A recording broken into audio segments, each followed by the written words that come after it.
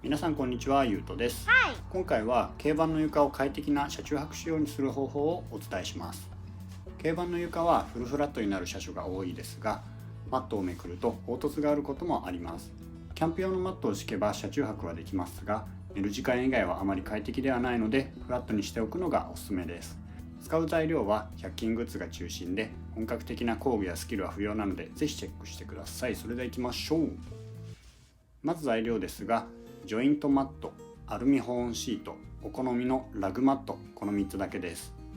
またジョイントマットとアルミ保温シートをカットするハサミと印をつけるボールペンも用意してください。実際に私が使った材料ですが、ジョイントマットはダイソーの 45cm×45cm のものを12枚使用しました。軽バンであればおおむね同じ枚数でいけるかなと思いますが、念のためご自身の軽バンの床の広さを計測してから購入してください。ちなみにダイソーのジョイントマットは 30cm×30cm のものもあるので、使いやすい方を利用してみてください。続いてアルミ保温シートですが、こちらはセリアで購入しました。アルミ保温シートはなくても大丈夫だと思いますが、冬の車中泊で底冷えを防ぎたい人はあると便利だと思います。セリアのアルミ保温シートはシートの両面にアルミが蒸着してあって、片面蒸着のものよりも保温性能が高いと聞いたことがあるので、私は好んで使っています。試しに冷え切った座席の上にアルミ保温シートを敷いて座ってみたところ、お尻の冷えを全く感じませんでした。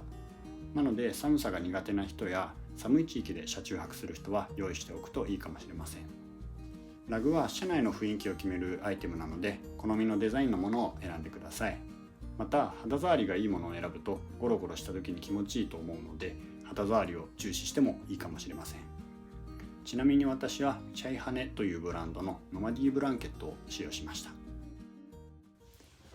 ここからは具体的な方法を紹介していきます。基本的にはここまで紹介した材料を広げるだけなのですが、写真を使いながら順番に説明していきます。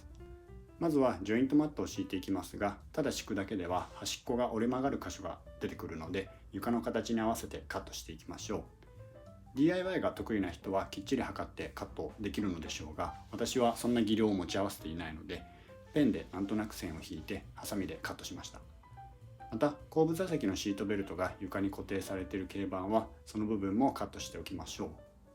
ジョイントマットをカットできたらアルミ保温シートを同じ形にカットしていきましょう。ジョイントマットの上にアルミ保温シートを重ねて線を引いてからカットするとスムーズでした。ジョイントマットとアルミ保温シートのカットが済んだら、あとはラグを敷くだけで OK です。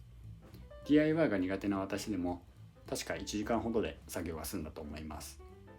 今回紹介した方法のいいところは、車検の時に簡単に現状復帰ができるということです。私はできる限り楽をしたいタイプなので、簡単に床をフラットにできて簡単に現状復帰できる方法を選びました。ちなみにジョイントマットとアルミ保温シート、もしくはアルミ保温シートとブランケットの間に滑り止めマットを敷くのもいいと思います。というのも車内で過ごしていたり荷物を積んで運転していたりすると、ラグはどうしてもずれてきてしまいます。私はあまり気にならなかったので滑り止めシートは使いませんでしたが、気になる人はぜひ試してみてください。今回は軽バンの床をフラットにする方法についてご紹介しました。材料は100均を活用しているので安価に済みますし、特別な DIY の工具やスキルは不要なので、どなたでも試せるかなと思います。もっと言えば見た目にこだわりがなければジョイントマットだけでも十分に快適に車中泊できると思うので、予算や好みに合わせて試してみてください。それでは今回の動画は以上となります。最後までご視聴いただきありがとうございました。次の動画でまたお会いしましょう。バイバイ。